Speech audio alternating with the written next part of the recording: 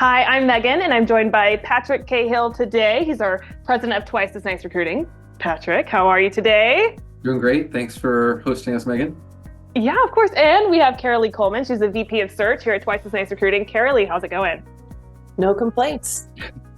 That's always a great way to start a day with no complaints. That's my favorite way to start a day, no complaints. All right, we have a ton to talk about today because we're talking about lying on resumes.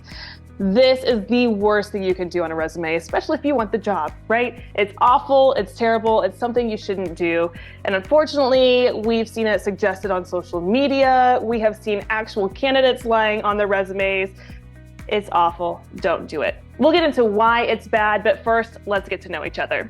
We are Twice as Nice Recruiting, where we do one thing, and that's permanent placement. We build every single search from scratch. We have a 9.9% placement fee, and we guarantee your placements for 18 months. We've worked with nearly 1,800 clients to fill roles across the board. Today, we're redefining recruitment.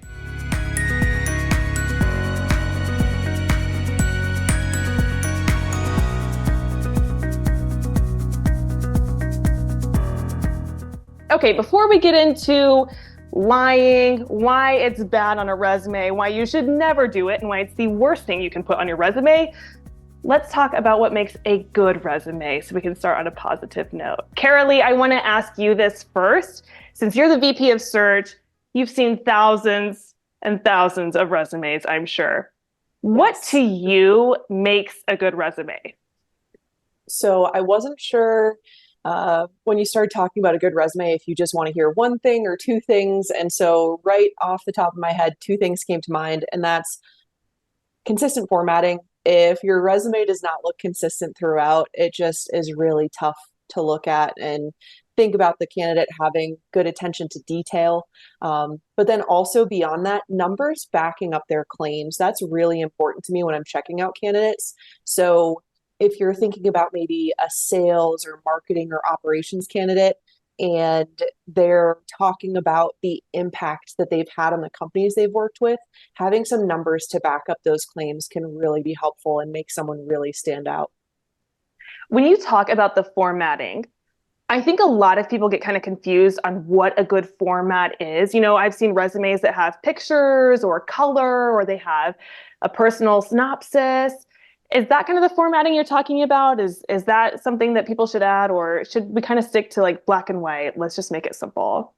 Good question. And I think that really depends on the type of role and background you have. If you're in marketing and branding, that's really where you're going to see a lot more of kind of maybe funky and creative layouts with color and pictures.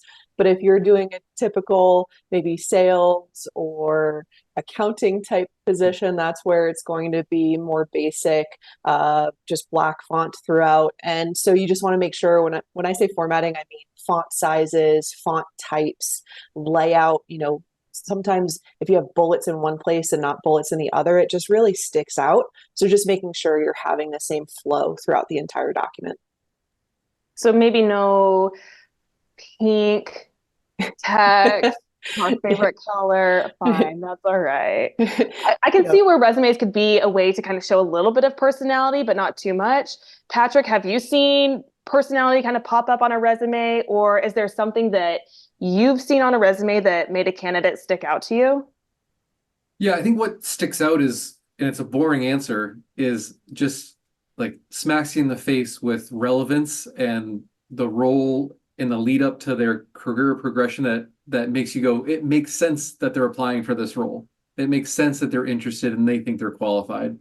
I think personality is unfortunately a dangerous thing to start trying to insert within a resume. I think personality is where you can use that during the interview process. The resume is really a way for people to make a very quick judgment. Does this person seem to be able to present themselves professionally? And do they have the qualifications needed for the role? And then they can enjoy learning who you are as a person on those interviews that will be conducted. So, what sticks out is just a clear evidence that they know they applied for the right role and they have the right background to do that job. Mm-hmm. I guess before personality before a cultural fit. Someone needs to be able to actually do the job first, and you can understand that based on their resume, and especially if it's well formatted. Yeah, I think the resume is proving you can do the job. It's not proving you're a fun person. You do Right. that later. That makes sense for sure. Does this formatting, if it has kind of similar text layouts, very organized bullet points, those types of things, does that help any resumes go through screening systems, human eyes? Why does that make it stand out? Is it just more efficient for recruiters, or does it help resumes stand out, with AI scanning them? What's the deal? To me, I think making it easy to read is the most important thing. I know there's tools out there. I'm not really familiar with the tools that use AI to look at a resume, so I'm just a human looking at it. And if it's tough to digest things because the layout is just overwhelming, that can be a reason why you miss out on an opportunity, and that would really stink if you are a well-qualified candidate. Yeah, I think most HR and talent acquisition team members are stretched thin, being pulled in so many different directions. They're getting a lot of resumes sent. Maybe not always the resumes they want, but they do get overwhelmed with resumes often. And if you add to the mental fatigue by making it difficult for them to process, they may accidentally feel that this resume is not a fit because it's taking too much effort for them to figure out it is. And so you just want to eliminate any of the variables that could make it hard to just see that you are a clear fit for the role. So, kind of along with that, right? People will tailor their resumes to each job, hopefully, if they're doing it, right, or are really invested and interested in the position. So, Patrick, like you were saying, you're making it very obvious and clear that they're a good fit for that role. Mhm. How is kind of tailoring your resume to each position and to the role different from lying? Because you got to stretch. So I'll use my husband as an example because he was Okay. in bedside nursing, right? And then he went to medical sales, and you kind of have to tailor your resume. Oh, he can discuss complex topics with doctors and patients, and that can kind of translate into sales. It's not a lie, but you just kind of have to measure things out, like you were saying, so that people can get a clear picture of your capacities and skills. What's the difference to you then between kind of tailoring things and a flat out lie? I think the difference is clear. And so I think when someone spends 2 years, 4 years, 10 years in a job, they have so much they could talk about, and they usually sum it down to a number of bullets. And so to me, tailoring is choosing which bullets make sense for the job you're applying for.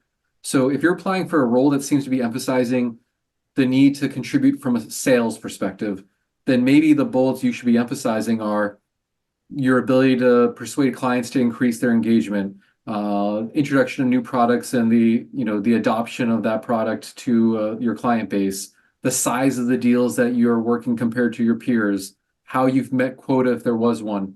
But you could take that same role you were working on and if that you're talking about, and another job you're applying for is talking more about managing a sales team. Maybe it's you emphasize that you mentored the internship program and helped 15 interns work through that program, and 7 of them joined as full-time sales team members and were successful. And you did other items that were more management focused. And so tailoring is just about cherry picking which aspects of your experience make sense to highlight. Lying is saying that you sold products that were worth $100,000 when you sold products that weren't worth $100,000. Does that make sense? I think so. Carolee, do you have anything to add? Like, have you seen kind of this tailoring on resumes and then also lies and you can kind of differentiate? Or, what is the line to you? Yeah, I think trying to make up experience that you don't have would be, unacceptable in my book. And so if you're trying to get your foot into sales and you don't really have that experience doing sales, I'd want to talk about the experience that you have that's related. So Patrick was giving some examples, but some things that came to mind for me would be really being able to demonstrate how you're a hunter, you're able to be persistent. And so if that means that when you have a deadline, you never miss it, you're always working to try to get to it, and you're always trying to make sure that you're good at your outreach in whatever job you had before, if that's true, then I'd be painting that picture as to how that could apply to a sales position without making up fake experience. So a lie is just really the definition of a lie, right? It's something fabricated. It's made up, it's fictional, it's not the truth. And if it's not the truth, you shouldn't put it on the resume. Right? Exactly. I think we're all in agreement. Yeah, I think, the challenge is I suspect many people who lie on their resumes come from a good place in their mind where they think, I know I can do this job, and I just need to help them see I can do this job. And so it's not like I don't think a lot of lies are these vicious attempts to try to take advantage or, mislead in a really negative way. I think people aren't necessarily thinking about it all the way through. And so I think Carolee's point of just emphasizing the parts that you want to convey with genuine, real experience, many employers will recognize that, especially when you're creating these bullets for their role, and they're going to respect that. And there's such a hunger for talent. You might find yourself having not only the interview, but going through the process because no one is sniffing out something that doesn't seem right and deciding they're too sketched out, and they decide to move on with other candidates because you went too far and lied, as opposed to emphasized the relevant experience you had that showed that you really were interested and likely qualified for the role. I think similar to that, inflating your experience or knowledge in an area. So if they say, hey, we want someone who has experience with this particular technology, and you're like, well, I've heard of it, hearing of it doesn't mean you've used it. And so you want to make sure that you're not getting yourself into a pickle where they're thinking you have a lot more experience because of how you laid things out on your resume. Yeah, I think to kind of riff off what Carolee just shared, I also, when I review resumes, I think when it's a clear stretch, that heard of this technology to it definitely, to me, raises suspicions of what other aspects of their experience are they really stretching on. If they're willing to connect that dot that is barely, if it is a connection, it's barely, then it makes me very suspicious of other aspects of that resume. And that's a really tough part about a lie is maybe you only have one in your resume, but if someone decides that something didn't add up, the rest of your resume is either completely immediately dismissed or under such a level of scrutiny that you're really battling an almost impossible uphill, fight. Mm-hmm. So if people are really interested in a position and maybe they don't have all of the exact skill sets that the job description lists, instead of lying and saying that they have those, perhaps it's a way to say, hey, I don't have this experience, but I am a quick learner, or Carolee, like you've said, I, can talk about these topics, or, I'm a hunter if I'm getting into sales. Tailoring the experience that you do have to what they are looking for so that the HR person, the recruiter, whoever can see how you might be a fit. You don't have to lie about it. And in fact, getting a lie on your resume could get you in a worse position. I think so. And I think there's an uplifting truth and an unfortunate truth in what I'm about to say. The uplifting truth is, we have 1,800 clients that are looking to hire people, and we know that they make compromises on what their original idea of what they needed to fill a role. They make those compromises every day because the ideal candidate may not exist at that moment in their market, at their budget. And so they recognize that they might not get everything they originally were thinking. And so just because you don't have everything they said they're looking for does not mean you won't get the job. But if you lie on your resume, I think that's future pain. But the not uplifting truth is just because you think you're qualified for a role does not mean you're qualified for a role. So if you have to lie and stretch the truth so much that it's basically a lie, it's probably a good suggestion to yourself that this is not the role for me. It's an unfortunate reality sometimes that sometimes you are not a fit for the job that you really want to be a fit for. And maybe that just means you need to, find the job that'll set you up for the job you really want. Yeah. Employers are not looking to train, but they've accepted they might need to, on various aspects. And so, I think and this is probably especially true. I think candidates sometimes see that old job ad and they go, oh, it's too late. I'm not going to apply to that job post. It's 40 days old. And maybe it is too late. But for many clients, especially when they have a long list of criteria, 40 days in, they might start realizing they need to make some changes to their expectations. And while one might expect that that means an employer will go back to their original applications and re-review, many don't. They just go, okay, we're going to change this. And then they look, I wonder who will apply.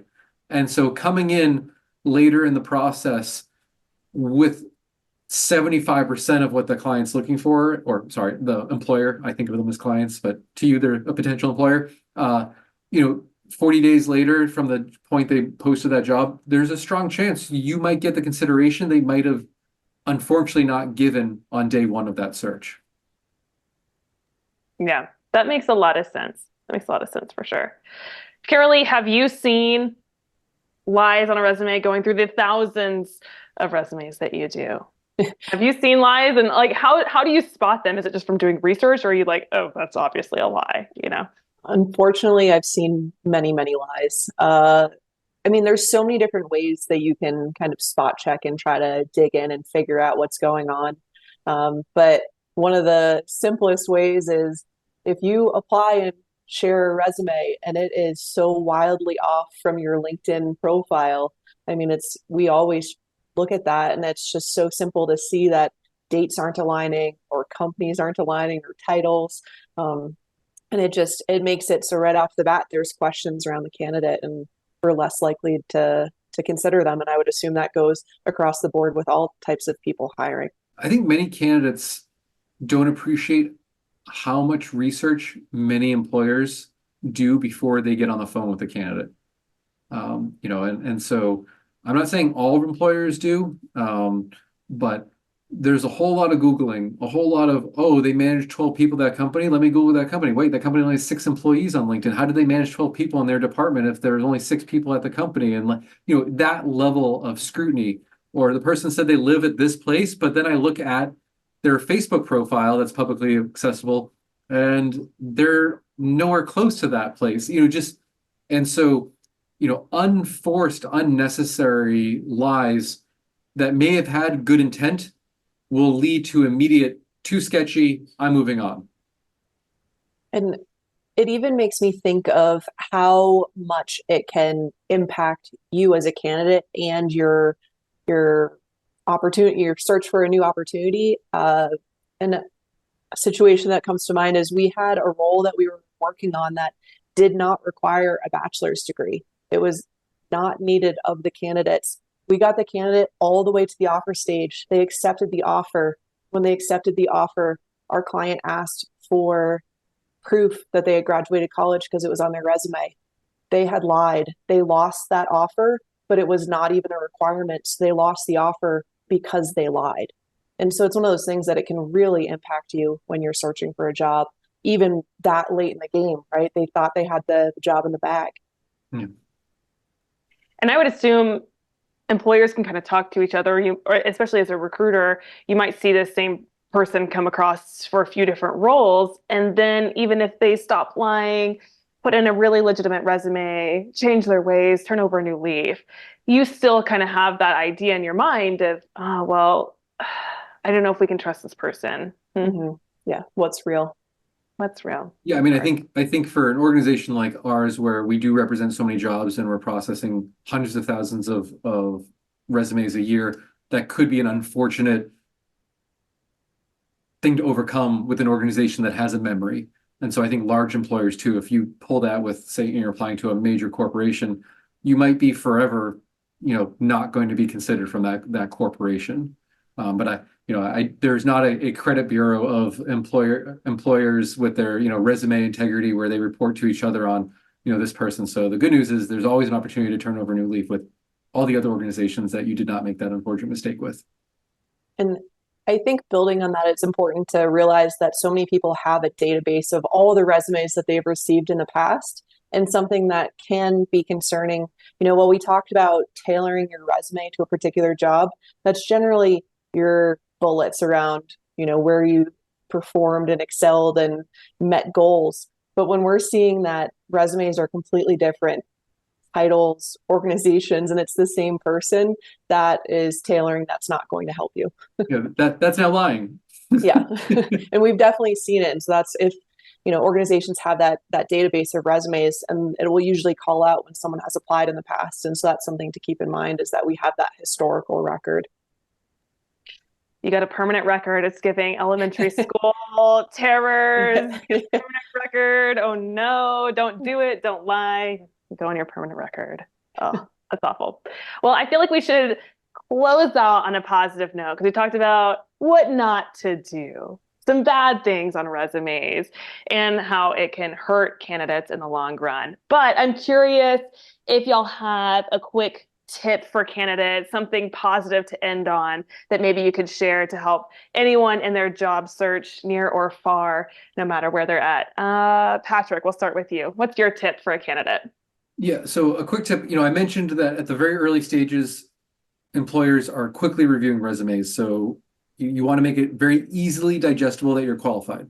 Once you get past that stage, then they become a lot more interested, and they're doing a lot of research, and they might find your account where you uploaded some songs that you sang, and old interviews that you did, and you put it on YouTube, or Facebook photos, things like that. They've done research. They're excited to speak with you because they think you're qualified. That's why they want to speak with you.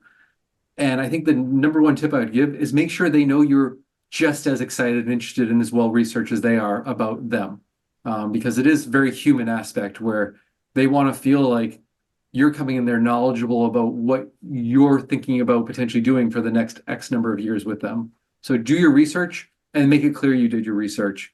I think you'll be set up for success if you get to that interview stage. That's a great one. Carolee, what's your tip for candidates? So mine was a little earlier in the process, and it's just thinking with the hours that you've put in putting together your resume, because we all know it is hard work putting one together. Just take a step back from it and then come back to it and read through it, or have a friend read through it, because just finding simple spelling errors or grammatical errors fixing that can really help you in your search for a new job. I love that. That's a great tip. Awesome. Well, thank y'all both so much for joining me today. And I had a great time redefining recruitment together.